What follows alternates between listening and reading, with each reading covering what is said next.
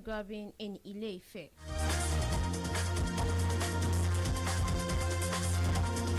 Kano State Governor presents 1.36 trillion naira 2026 budget to State Assembly.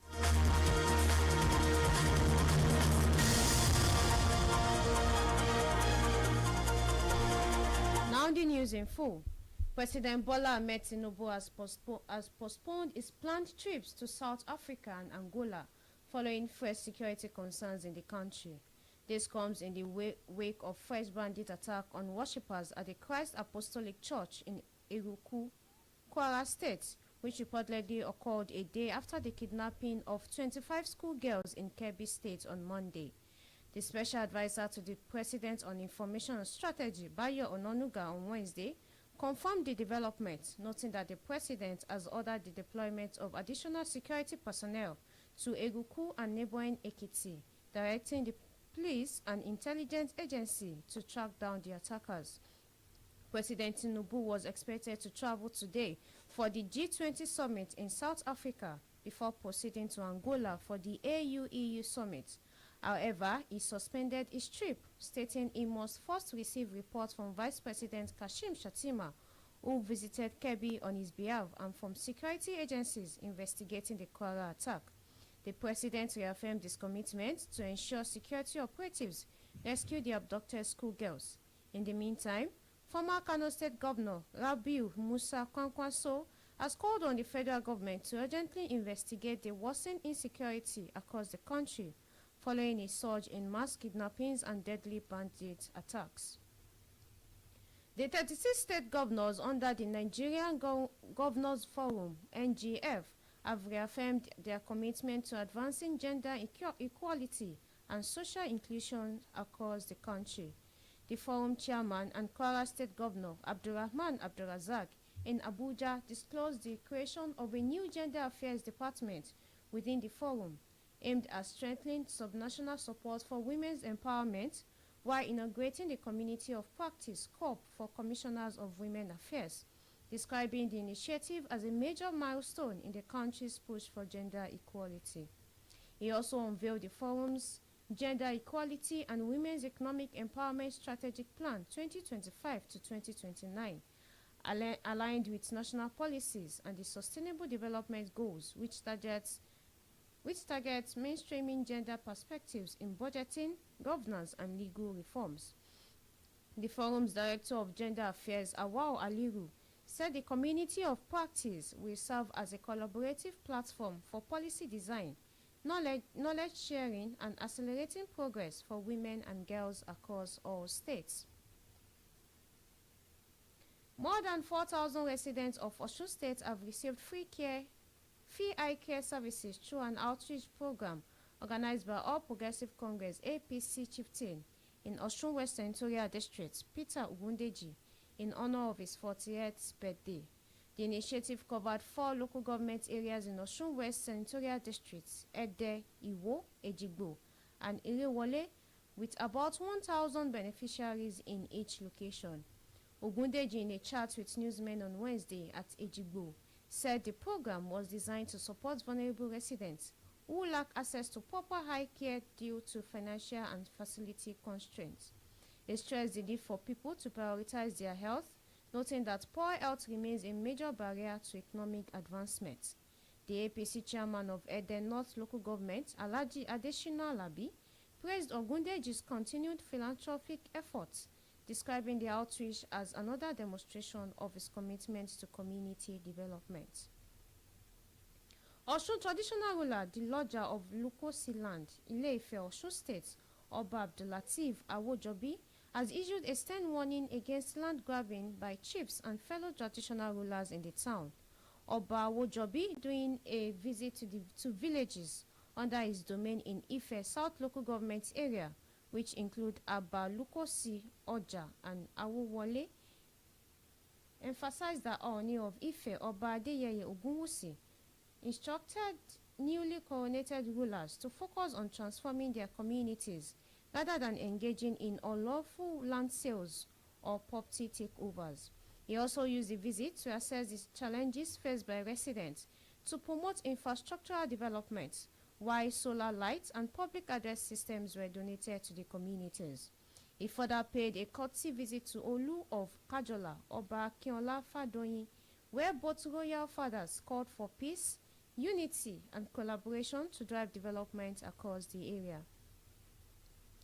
The Museum of West African Art, MOA, has dismissed claims by representatives of the Edo State government that its institute building cost 4.1 billion naira. In a statement released by the organization, it clarified that the figure being circulated was based on a September 2022 bill of quantities that covered only part of the civil works and excluded key components like mechanical and electrical installations, specialized equipment, interior fittings, and furnishings. MOA explained that current devaluation, upgraded climate control, and security system, alongside additional professional fields, significantly increased project costs. The organization said the actual cost of constructing and fully fitting out the institute is about 22 billion naira, which with invoices and quantity survey reports available for verification. It also noted that the project was largely funded by international donors, the German government, the global foundations, and Nigerian philanthropists, many of whom contributed more than the Edo State government. MOA reaffirmed its commitment to transparency and expressed readiness to continue engaging with the state government to advance the cultural and economic impact of the project. You are listening to Vicinity 95.3 FM, transmitting live from Ikejile, Ijesha. News Nationwide will continue shortly. Music. Sports. In towards the car, go! Entertainment. Cut the beat. Politics. All on your darling station, Vicinity 95.3 FM. Ikejile, Ijesha. Ijesha. Ijesha.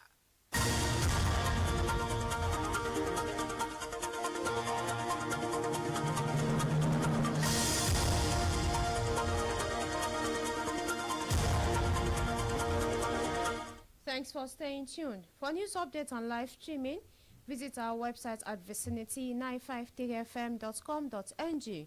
You can also provide us information via email at vicinitynewsroom@gmail.com or call 081-4365-8302. Now the rest of the news. Kano State Governor Abba Kabir Yusuf has presented a 1.36 trillion naira 2026 budget proposal to the State House of Assembly, themed the budget of infrastructure, inclusive growth, and sustainable development. The governor said the plan focuses on completing major capital projects, strengthening social services, and advancing ongoing reforms, with 68% allocated to capital expenditure. He highlighted key priorities for 2026, the urban renewal projects, expanded housing schemes, and small and medium-sized enterprise SME support along the Ajaokuta to Kaduna to Kano gas pipeline corridor. Budget for the 2026 fiscal year totaled 1,368,127,929,000 naira, 271 naira, built around completing legacy projects, consolidating gains, and enabling new initiatives. Yusuf also revealed a 75 performance for the 2025 budgets, outlining achievements in education, health, agriculture, infrastructure, and environmental management. The 2026 proposal earmarked the largest shares to education with 405.3 billion naira, health with 212.2 billion naira, and infrastructure with 346.2 billion naira. In response to the proposed budget, The Speaker of Kano State House of Assembly, Ismail Jibri Fagore, assured the governor of speeding up the passage of the appropriation bill. A federal high court in Abuja sentenced a leader of the Islamic State West African province, ISWAP, Hussaini Ismaila, to 20 years in prison for terrorism-related offences. Justice Emeka Inwite handed down the sentence after Ismaila, also known as Mai Tangaran, pleaded guilty to a 4-count charge brought by the Department of State Services. Ismaila was convicted for coordinating multiple attacks in 2012 on police facilities in Kano State, including the Bompai Police Headquarters, Mobile Police Base Kabuga Road, Farm Center Police Station, and Agwan Uku Police Station. The court ordered the sentences to run concurrently. Justice Inwite also directed that Ismaila undergo rehabilitation after serving his term before reintegration into society. A bit of sports. Former Nigerian junior international Oloyede Taiwo has called for a major overhaul of the Super Eagles following the country's failure to qualify for the 2026 World Cup.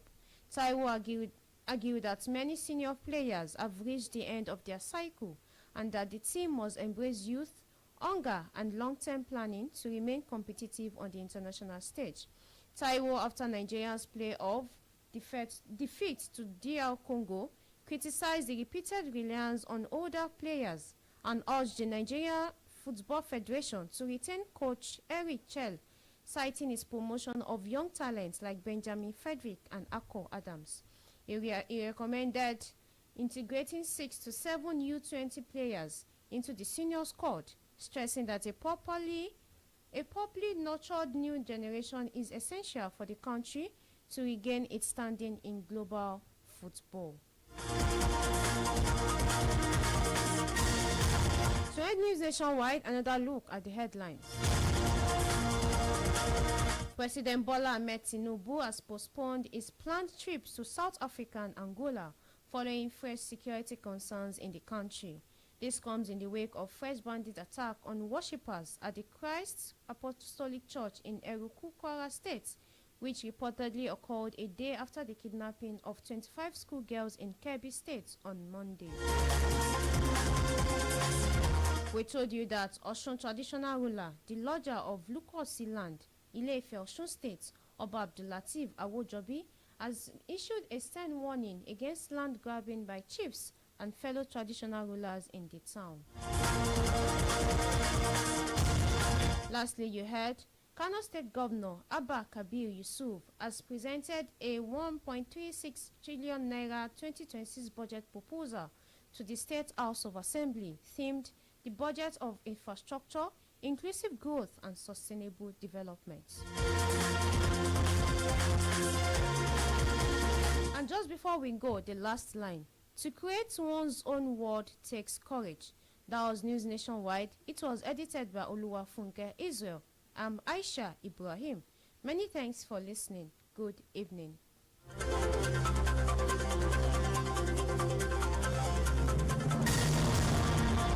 Music. Sports. In towards the car, go! Entertainment. Cut the beat. Politics. That's all. All on your darling station, Vicinity 95.3 FM. Ikejule Ijesha.